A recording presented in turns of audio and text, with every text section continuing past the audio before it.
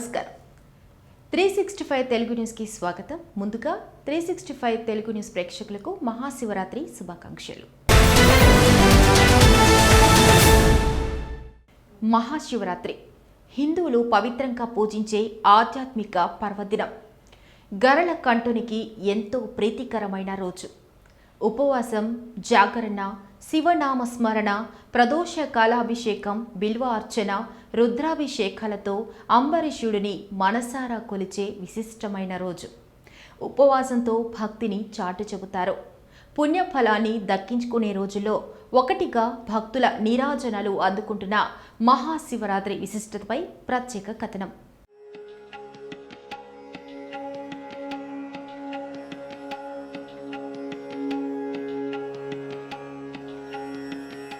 హిందువుల ఆరాధ్య దైవంలో ఈశ్వరుడు ఒకరు. దేవతామూర్తులు ఎంతో మంది ఉన్నప్పటికీ హరహర శంభునాథుడికి చాలా ప్రత్యేకత ఉంది. హిందువులు పూజించే దేవుళ్లలో ప్రథముడిగా పశుపతిగా లింగం రూపంలో సింధు నాగరికత కాలానికి పూజలు అందుకున్నాడట. నేటికి దేశమంతటా శివాలయాలే అధిక సంఖ్యలో ఉన్నాయి. వేదాలలో శివుడిని రుద్రునిగా తెలిపారు.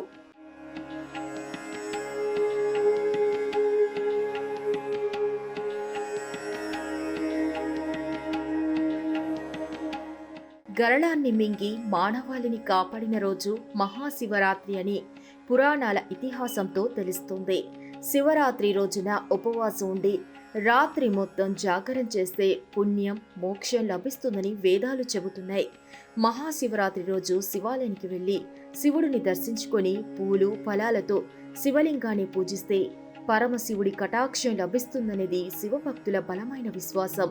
శాస్త్రోక్తంగా శివుడిని ఆరాధించిన, మంత్రాలు తెలియక కేవలం భక్తితో శివలింగం మీద చెంబుడు నీళ్లు పోసినా రెండూ తనకి సమానమేనని కైలాసనాథుడు అంటాడట. ఆ కోవకు చెందినదే భక్త కన్న పౌదంతమని కూడా చెబుతూ ఉంటారు.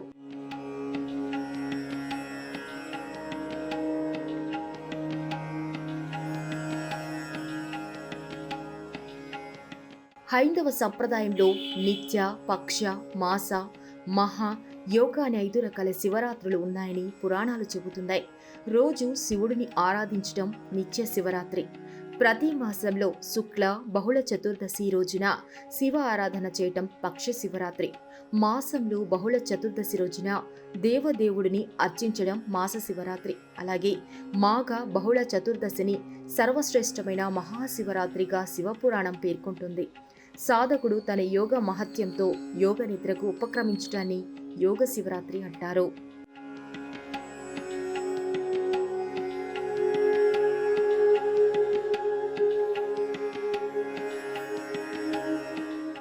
దర్శనం బిల్వ వృక్షస్స సర్పణం పాపనాశనం, అఘోర పాప సంహారం ఏక బిల్వం శివార్పణం. పాపాల నుంచి విముక్తి పొందాలంటే ఈ మంత్రం చదవాలట. అసలు బిల్వపత్రం ఏమిటి? పరమేశ్వరునికి ఎందుకు ప్రీతి? బిల్వపత్రం ప్రాముఖ్యత కూడా మనము తెలుసుకుందాం. హిందూ సంప్రదాయంలో శివ పూజలో బిల్వపత్రం చాలా ముఖ్యమైనది. త్రిమూర్తులైన బ్రహ్మ, విష్ణు, మహేశ్వరుల ప్రతిరూపంగా భావిస్తారట. ఇతిహాసంలో బిల్వదళంలోని 3 ఆకుల శివుని 3 నేత్రాలను సూచిస్తాయట. శ్రావణ మాసంలో బిల్వపత్రంతో ఈశ్వరుడిని ఆరాధిస్తూ భక్తిని మూట కట్టుకుంటారట. బిల్వ వృక్షం పార్వతీదేవి చెమట నుంచి ఉద్భవించిందని, ఆకులలో పార్వతీదేవి, కొమ్మలు శివుడు, పండ్లలో కాత్యాయిని, పుష్పాలలో గౌరీ, వేరులో గిరిజ, మొక్కలో లక్ష్మీదేవి ఉంటారని ప్రతీతిలో తెలుస్తోంది.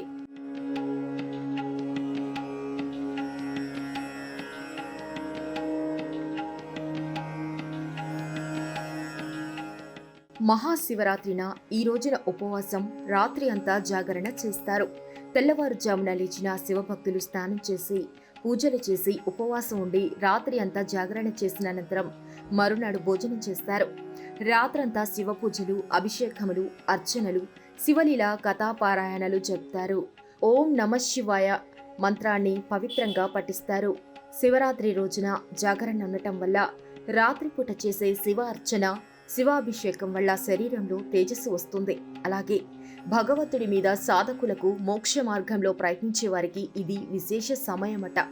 గృహస్థులకు ఆరోగ్యపరంగా, పుణ్య అర్చన పరంగా శుభ ఫలితాలు లభిస్తాయని ధర్మశాస్త్రాలు ఘోషిస్తున్నాయి.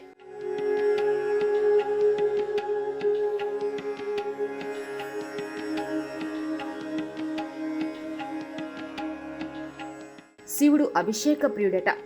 మహాశివరాత్రి రోజు సాయంత్రం 6 గంటల నుంచి అర్ధరాత్రి 7 గంటల మధ్య చేసే రుద్రాభిషేకం, శివ అర్చనలు, బిల్వ అర్చనలు ఆయురారోగ్య ఐశ్వర్యప్రదమట. శివుని ఆకారం లింగంగా ఉండటానికి కూడా ఓ కారణం ఉందట. బ్రహ్మ, విష్ణు, మహేశ్వరులలో ఎవరు గొప్ప అనే వాదన ఏర్పడినప్పుడు ఆ సమయంలో ఈశ్వరుడు లింగ రూపం ధరించాడట. ఆ లింగానికి ఆది అంత్యాలు కనుక్కోవాలని బ్రహ్మ విష్ణువులకు చెబుతాడట. విష్ణువు శ్వేత వరాహ రూపంలో ఆ మహాలింగం మూలం కనుగొనేందుకు ప్రయత్నించి విఫలం చెందాడట.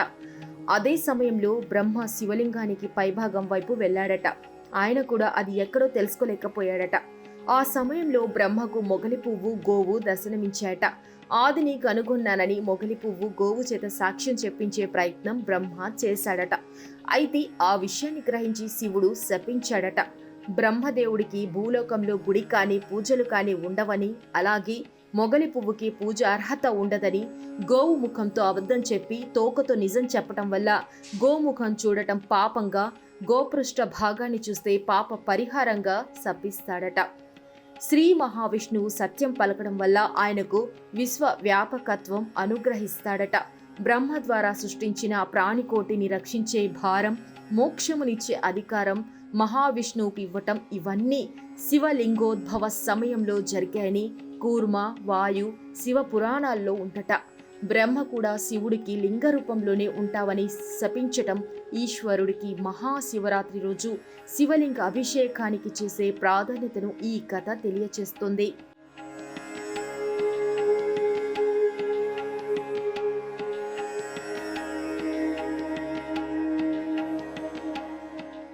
ష అంటే శివుడు, వా అంటే శక్తి అని, శివపదమని మాలం ద్వారా తెలుస్తుంది.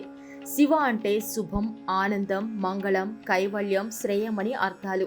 శివరాత్రి వేళ అభిషేక ప్రియుడైన శివుడి పార్థివ లింగాన్ని మహన్యాస పూర్వకంగా ఏకాదశ రుద్రాభిషేకంతో కానీ, నమక చమకాలతో కానీ, పురుష సూక్తంతో కానీ ఎవరైతే పూజిస్తారో వాళ్లకు శివుడి అనుగ్రహం లభిస్తుందట. శివరాత్రి రోజు ఏ వ్యక్తి అయినా వారింట్లో ఉన్న శివలింగానికి లేదా బొటనవేలికి మించని ఓ శివలింగానికి శివనామస్మరణ చేస్తూ పంచామృతములతో, బిల్వ పత్రాలతో ఎవరైతే అభిషేకిస్తారో, పూజిస్తారో వారి పాపాలు నశించి పుణ్యం ప్రాప్తించి శివ అనుగ్రహం కలుగుతుందని పురాణాలు పేర్కొంటున్నాయి.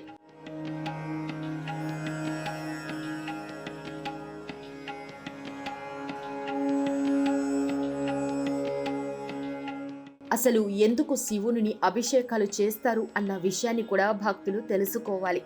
దేవతల కాలంలో అమృతం కోసం దేవదానవులు క్షీరసాగర మథనం చేశారట. ఆ సమయంలో అమృతం కంటే ముందుగా హాలాహలం పుట్టిందట. అలాగే విడిచిపెట్టేస్తే అది ముల్లోకాలను దహించేసే ప్రమాదం ఉంటుందని ఆందోళనలు రేకెత్తాయట. రక్షించాలంటూ శంకరుని శరణు వేడారట. లోక రక్షణ కోసం ఆ గరళాన్ని తానే మింగి గొంతులో బంధించి అలా గరళకంఠుడయ్యా అని ఇతిహాసంతో తెలుస్తోంది. ఇలా కాపాడిన ఆ కాళరాత్రి శివరాత్రి అని మన పురాణాలు తెలియచేస్తున్నాయి.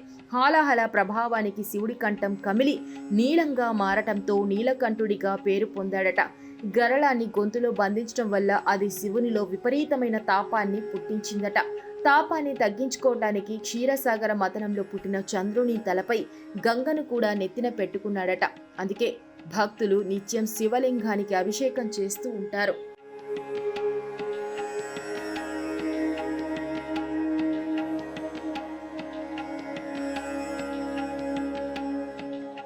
చూశారు కదా, మన పురాణాలు కుటుంబ శ్రేయస్సుకు పట్టుకొమ్మలు, ఆధ్యాత్మిక జీవితానికి రహదారులు. భక్తులు సంతోషంగా, హాయిగా, చల్లగా నిండు నూరేళ్లు జీవించేందుకు పర్వదినాలు ఎంతో కీలకమని గుర్తించాలని తెలియచేసే మహాశివరాత్రి కీర్తిని మనము మరింత వ్యాప్తి చేస్తాం.